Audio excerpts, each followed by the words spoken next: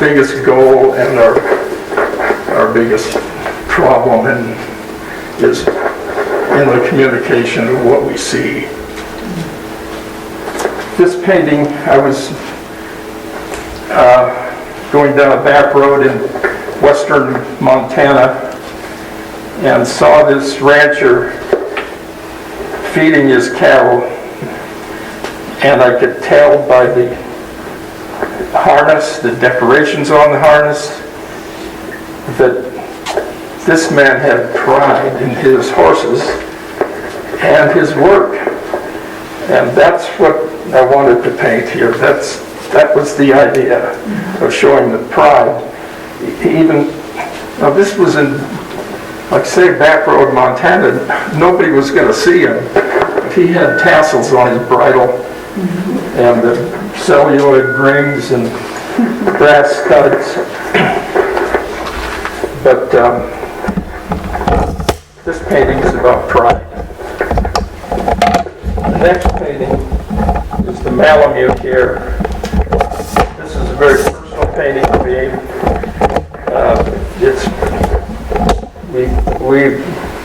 I've always been interested in having land. I was born with wanting to have land, and we were able to get a homestead to buy a homestead out of Helena, Montana.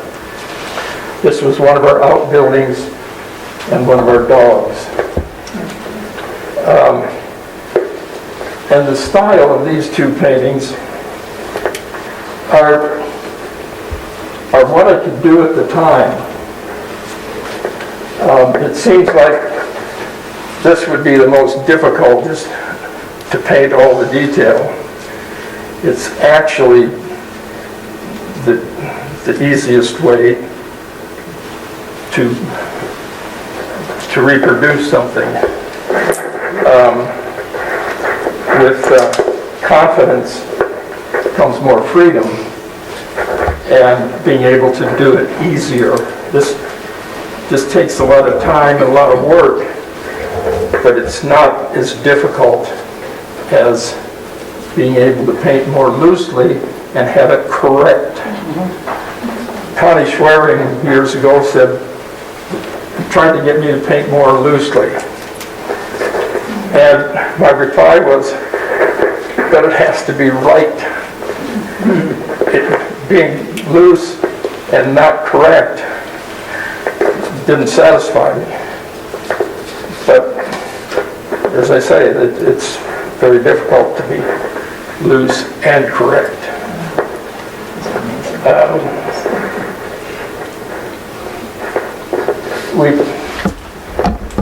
These days, the whole world seems to want to throw everything out and start over again. I think it's very important to me to learn from the 1,000 years that we have been developing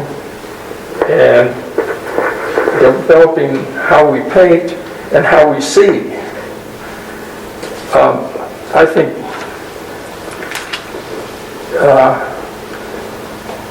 tradition needs to be respected. I looked at the news today and there's a lot of people that don't respect tradition at all.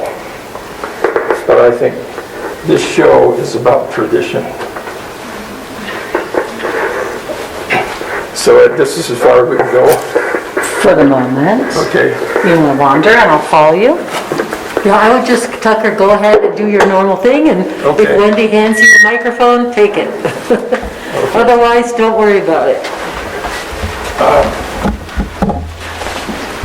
This next painting is from a family camping trip.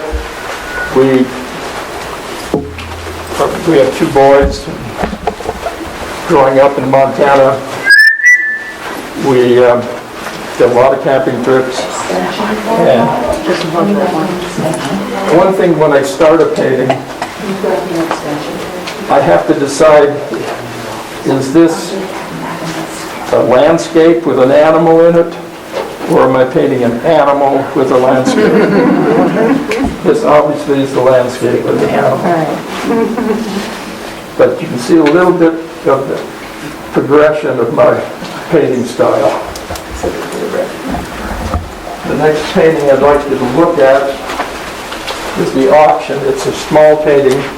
I wished it were larger, but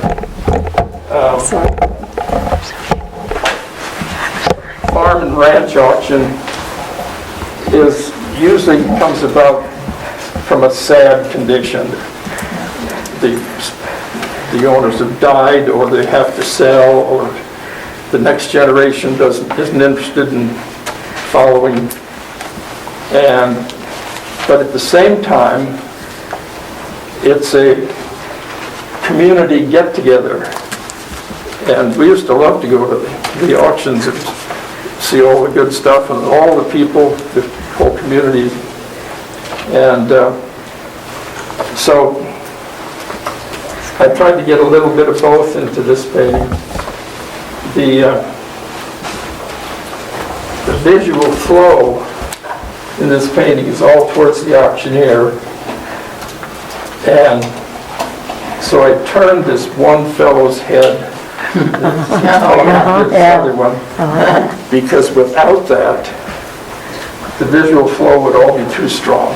Everything would go right to the auctioneer. This slows it down. Interesting. That's great. Interesting, isn't it? That's These are travels. These are field studies.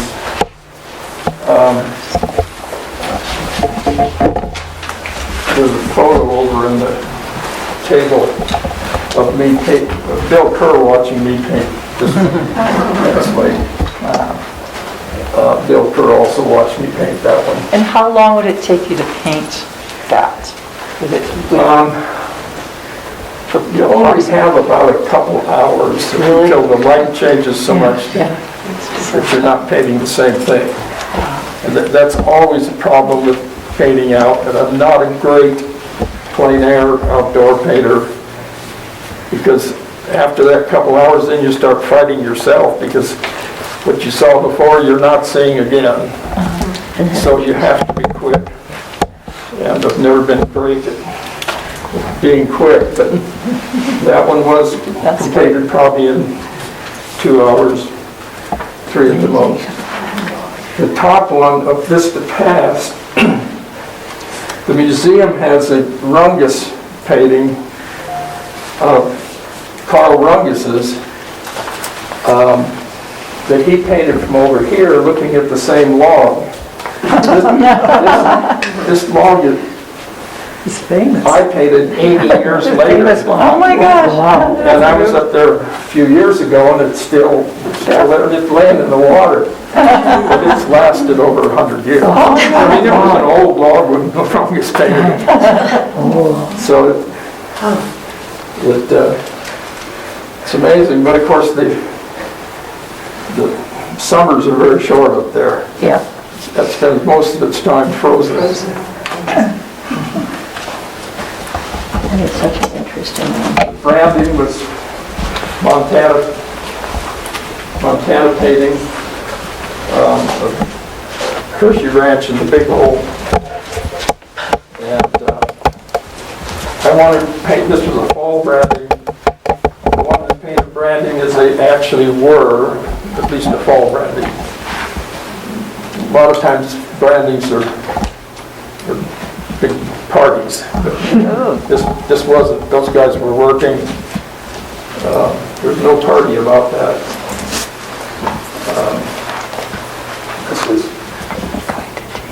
The sun had just peaked up here, so we were there well before the sun came up. We were already getting the cows If together. I'd known today, I would have brought, I'll bring him. Kathy thanks you too.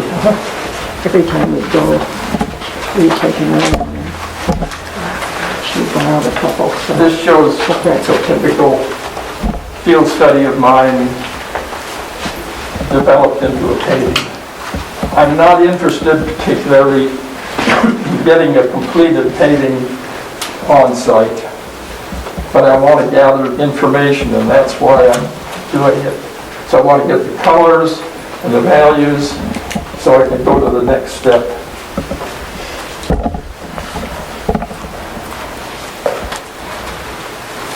This was the painting that I won the Prix West. Is that from the word, or is it a like from the word hotel? You got one at the word hotel, which is, It's similar. yeah, It's similar, but yeah, it's beautiful. actually, the one at the Word Hotel I did some years before I did this one. Oh, okay. But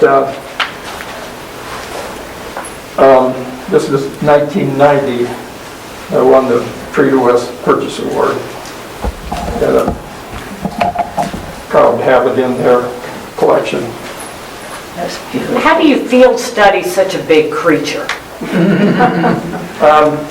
Well, of course, I take a lot of photographs too. Most of my field studies are landscape. I do studies on animals, but, you know, obviously I use a lot of photography. I use all my own photography though. I don't use others. Now, Bob Kuhn didn't feel that way. He said he would beg, borrow, and steal. He didn't care where the information came from. But I like to be able to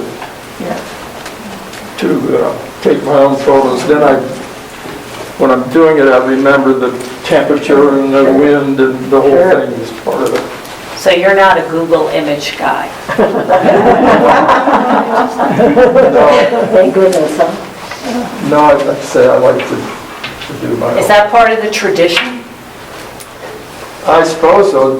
Traditionally, of course, is painting from life. And that's great, even with animals, painting from life definitely is. You see things that you won't see in a photograph. I did a lot of train paintings I don't love those. at one time.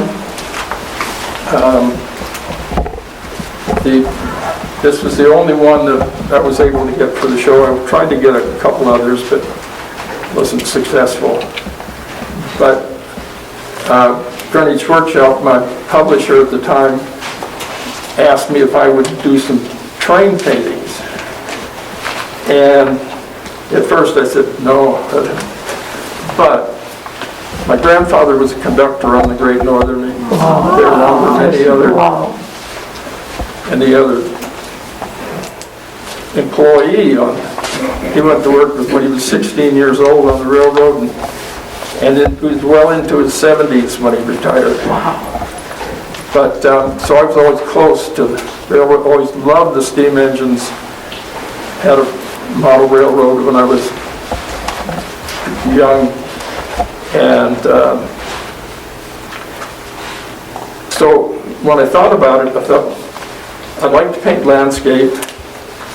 I mainly like to paint animals, and a steam engine is about as close to an animal as any machine could be, because you can see the working parts.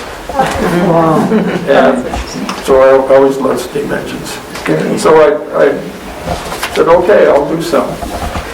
After I'd done, and not continuously, but off and on, I'd done maybe 6 of them or so, people started referring to me, oh, you're the train painter. And artists don't like to be pigeonholed. And that was the last train painting I did.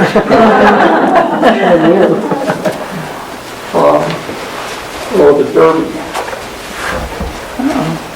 Went to Kentucky I haven't seen that one. to a horse farm for a week out of Lexington, and then went down to Louisville for the Kentucky Derby.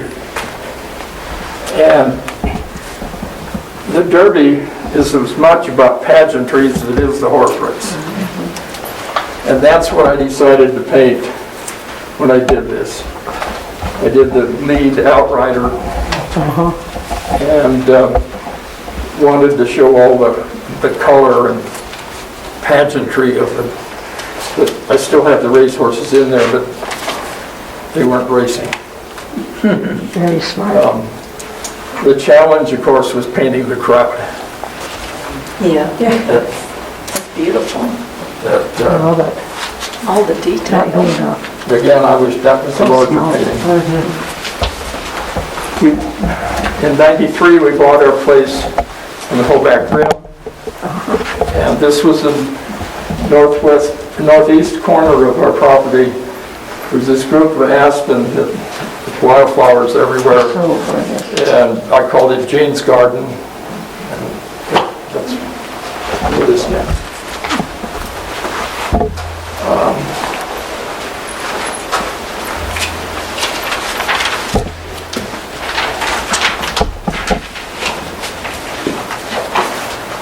The Wyoming range painting is about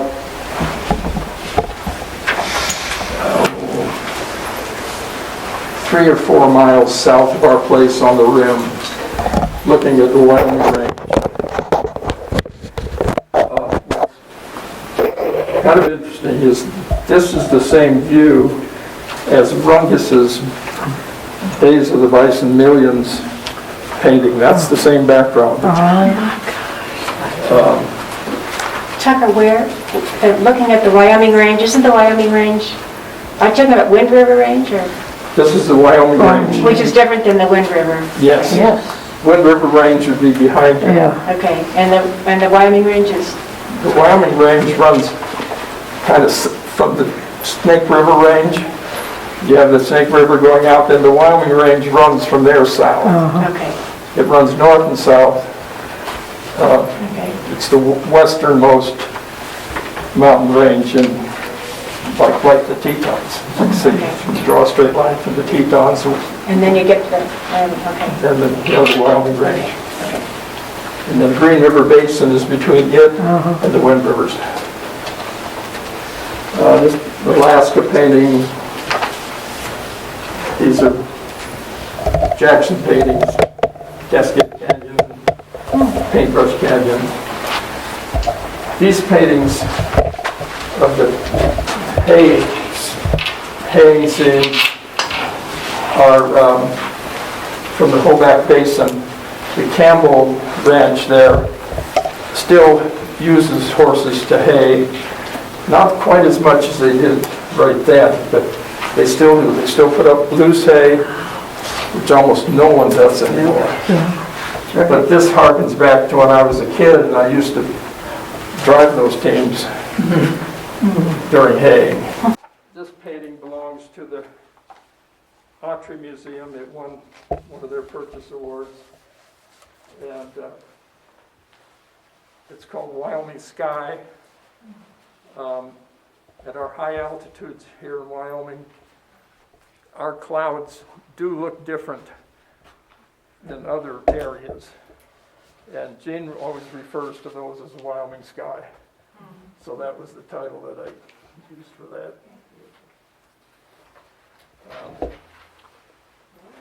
This painting is Oregon Buttes, which is just south of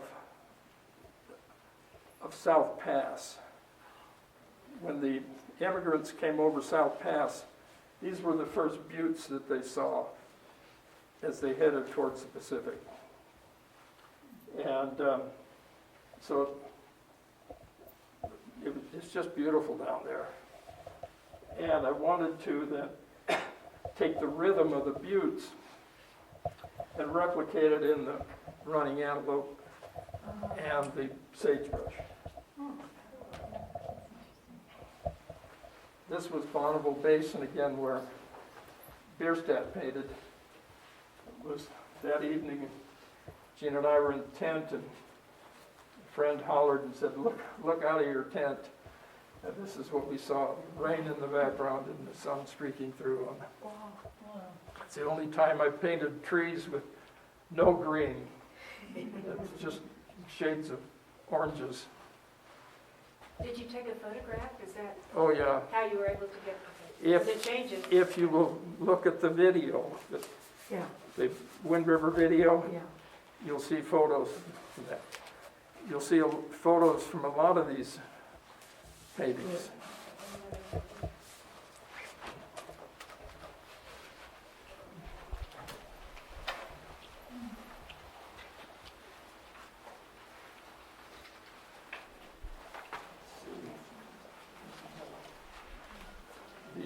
The buttes there with the bison is Green River, Wyoming. The Green River, the buttes, the Castle Butte, they call it. I did a smaller painting of these that Gene has, and the collector saw Gene's and wanted it. He wanted it bigger with some bison in it, so I put bison in it, of course. Made it historic. They're now, but they were. Sally and Jim Byrne are. But Yeah, I saw them this morning. when Moran came to the west, this was his first stop in the real west, and because the train came that far. And his first painting done in the west was of those buttes. And then he painted those buttes a number of times through the rest of his career. He would go back, and he was really taken with those buttes.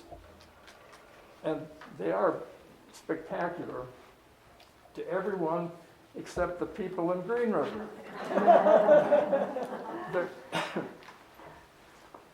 They ran the interstate right through here behind this butte.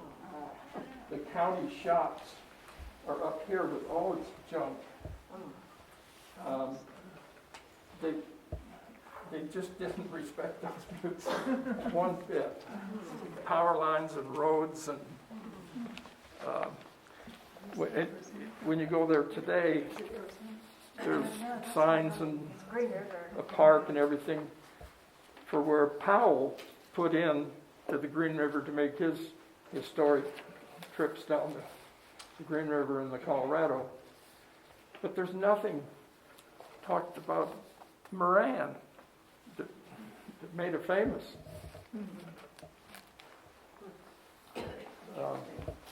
This painting is called Perspective because you're looking down. I normally like to look up at the mountains, but this was on top of a mountain looking down into the Green River Canyon. But,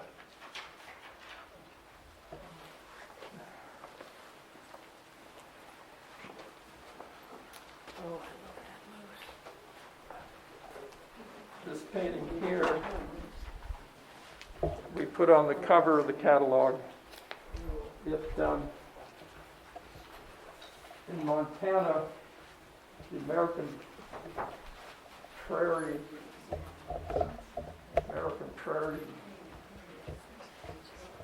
Foundation, or I forget the complete title now, is trying to put together a huge tract of land to put back in natural prairie environment. And they're buying up ranches, adding it to the BLM and the Charlie Russell preserve that's along the Missouri. And they introduced genetically pure bison. And I went up there, and this is what this is about. These are some of the bison that they had introduced and trying to get it back to natural prairie conditions. Behind Baldy over here are field studies from the Wind Rivers. This is what we do when we're up there, and that's why I go with an outfitter, is because if you take your own horses and your own camping, you don't have time to paint. You're taking care of the camp and horses, and so we take our paints, and a number of artists have joined me on these trips. But and a lot of those scenes you'll see in the slideshow that accompanies this exhibition.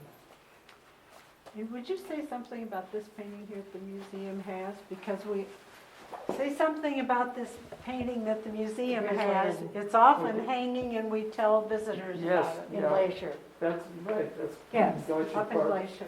It's Grinnell, this is Grinnell Glacier up here. And Grinnell Lake is down below. And when I was hiking up there on this trail, I was by myself. But 2 weeks before, in this location, a man and his daughter were attacked by a grizzly.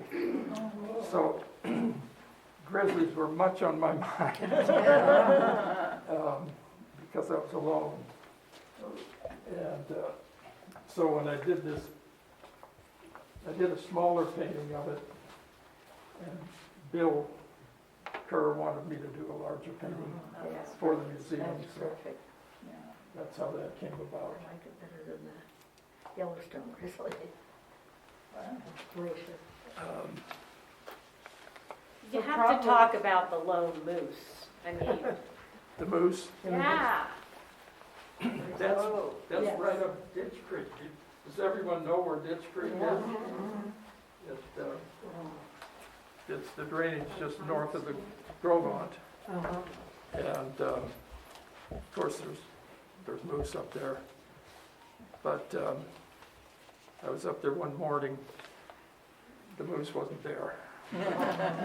But it was a great scene, the fog lifting out of it. September, all the colors. And Really gorgeous. It's the only moose in the That's really moose. so Beautiful. on the back side of this divider, You got that word for word now? is the last painting I did that this winter. Oh, this is the winter I one. just mentioned, that's my favorite one. Sorry, Larry.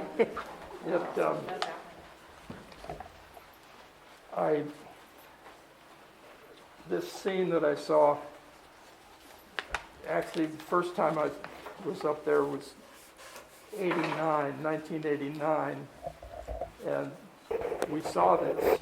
And I took a bunch of photos and I did studies of this, and did several versions, a couple of versions. But they concentrated on the tie line with the horses. With all those horses, that's what I made the subject matter. And there was a landscape, but it didn't dominate.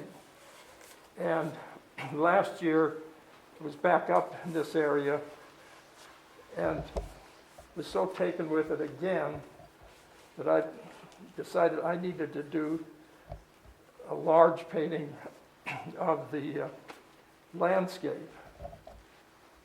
But I still wanted to put that string of horses in there. Takes a lot of horses to get our camp and us to an area. And the biggest concern for an outfitter is animals getting away, because they will run back home as fast as they can, even hobbles. And so they tie them up when they're not out grazing and being watched. They'll tie them up to a tie line that they stretch, and that's what you're seeing here. But What about staking down the mares so to keep the geldings around? What about staking down the mares, which will keep the geldings Yeah. from running home? They'll stay around the mares. Who will call to them? That's what my outfitter does. Yeah, that works sometimes. Yeah. I've had Obviously, my gelding go home. They found out they were With geldings. never a thought of the other horses. He went all by himself. Well, he was off in the middle of the park where they didn't know where home was. Oh, Yeah, I couldn't get home. well, I'll bet they did. They knew how to get back to that trailer. The trailer, Yeah, they know. But, They know where every campsite is in Yellowstone too. Are we stopping here? For the next one? no, on this one, I worked on the design of it so it works, because I have two paintings going here. I have the horses and I have the landscape. And I needed to somehow to tie the movement through there together.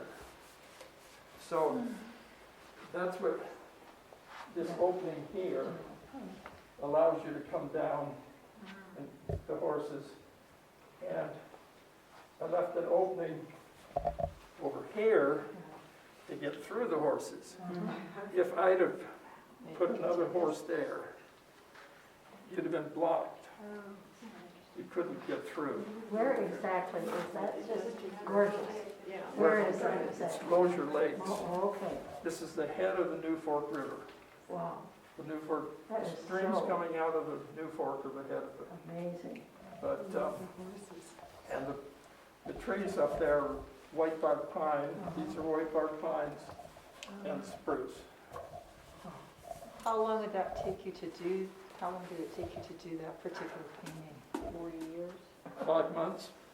Uh-huh. Yeah, I worked on that about 5 months. Wow. Some of the paintings on the back side of this, you know, I did in 2-3 hours. This was 5 months. This is a masterpiece.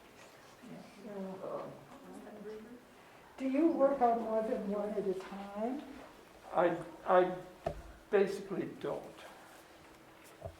You know, I have, but when I'm concentrating on a painting, I don't like to be distracted. And I'm not a multi-processing person. Tucker, can I ask you about this rock that's right here in the foreground? Does that serve? Yes, it does. It's a lead-in to tie you to the foreground. Yeah, you just see the horses. So, Amazing. you know, if you're starting at the beginning, this is the starting point. You go up here and then around, or the other way. Come back here. Wow, I think it is. gorgeous. Wow. Have you always worked in oil? Yes, but I have done some watercolor, and I found that I was not using watercolor to its full advantage. Watercolors are difficult. And I was using them more like, thinking more like oil, because that's what I was used to painting. I have tried acrylic, and it just doesn't have the same feel as oil. And I use stretched canvas for that same reason. And on small paintings, I use board with canvas mounted on it. But on a large piece, it does not have the same feel, and you know, I could get used to it, but I just like the feel of a stretched canvas. I like when this It's your belongs to painting. me, so I can touch it. You want it to move. I like that feel of the bounce of the canvas, and it's totally different when it's on a rigid surface. Wow. Yeah. Are you presently working on something? Are you presently working on something? Yes, I am. I'm always painting, but the last couple of months at least, I haven't got much done on paintings. Is It's there hard a to corner? find time to Is paint. there a corner of Wyoming you haven't covered? Yeah, there's a lot. I've covered a lot of the wind rivers for sure, but No birds. it is, do any of you have any other questions about? No birds. There are no birds. Birds? Got one moose and no birds. I haven't painted a lot of birds. If I do paint birds, they're in the scene or flying or something. Years ago, I used to do some waterfowl, but not a lot. I've always been attracted to the big ungulates, the bison, the moose, the elk. We all talk about the elk refuge painting when we're giving tours. Yes. And maybe we tell stories, but we should hear a story from you. Well, I'll probably tell you the same stories that you're telling. But the questions I get on it is, why are the elk all the bull elk all in the front? That's because that's where they hang. You look there in the winter, the bulls are out front. And then the other thing is, I put the Sleeping Indian or Sheep Mountain in the clouds, because without that, your eye goes right to the mountain, and it becomes a painting of the mountain. And I wanted more emphasis on the elk. So, and the cloud in the wintertime does do that. Does there quite often. And Bobby would know for sure. See it every day. Well, there you are. We had to take a gorgeous tree down because I couldn't see it like I used to. Now I can see it again. Tucker, how much say did you have in the selection of pieces, if any? How much say did you have? Did you get to select some of the pieces for this show, or were they all selected for you? No, I basically selected all. You did, okay. Yep. It's a nice selection. I actually selected more than Tammy could hang, so. And one of them was a watercolor that didn't Really? make it. Yes. Can you talk a little bit about your start as an artist? If you could talk a little bit about your start as an artist as a young man. When I got started painting. yeah, how old were you when you started? And what were some of the early breaks that Okay, you I, of course, always liked to draw as a child. And I wanted to be an artist as a young person. My parents and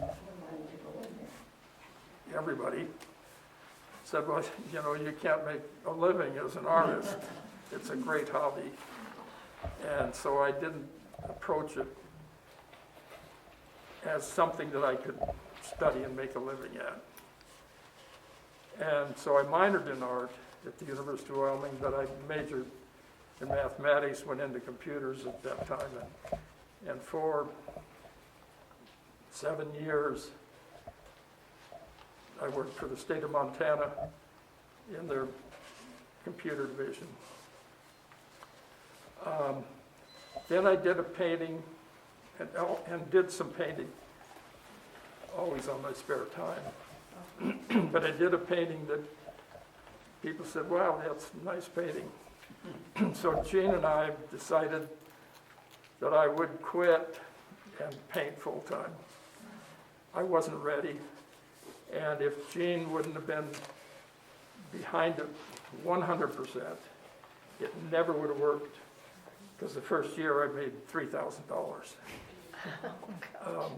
But before I did that, we set us up so we didn't need a lot of money, but I got rid of any payments that I had to make, except I was still paying on the homestead, but that was $58 a month.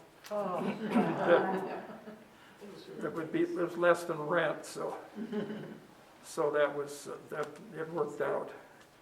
And at $3,000 in the first year, it only had to get better.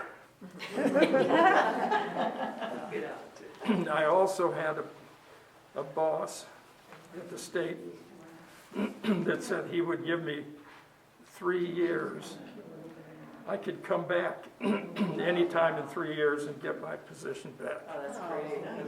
And he said after that, the computer world is changing so much, he didn't, he'd probably hire me back, but he couldn't guarantee what would be.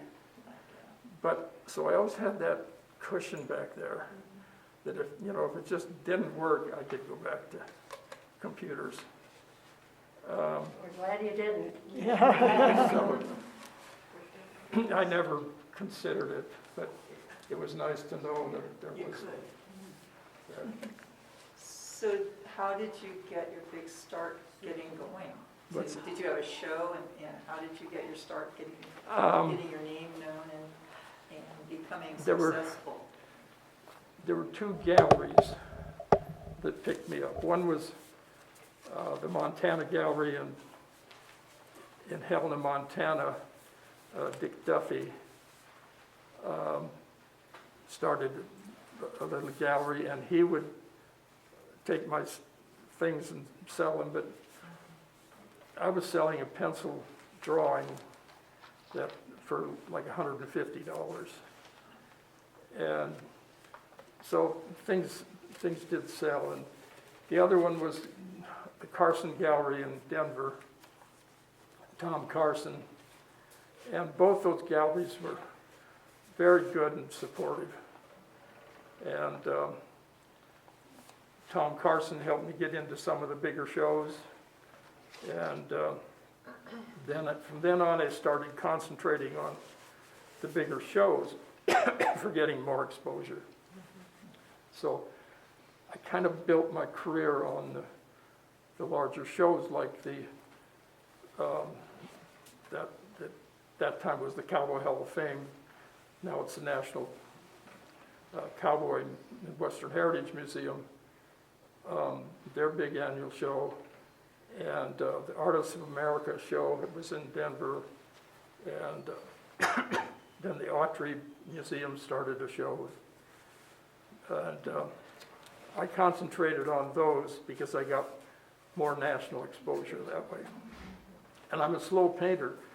I never could produce enough to satisfy a gallery. So I couldn't criticize them for not promoting me, because I couldn't give them a lot of paintings to pay for the promotion. I could give them one now and then, but in my normal career,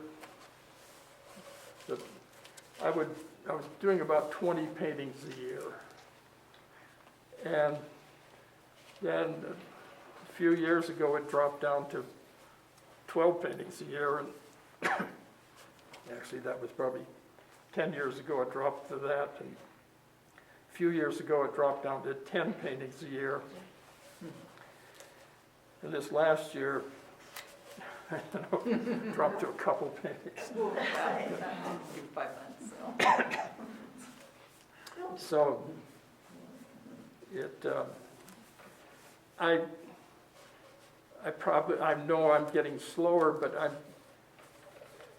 I'm worrying about the time less and less of if the painting looks right. Do you have any idea how many times I repainted this tree? That's right. Yeah.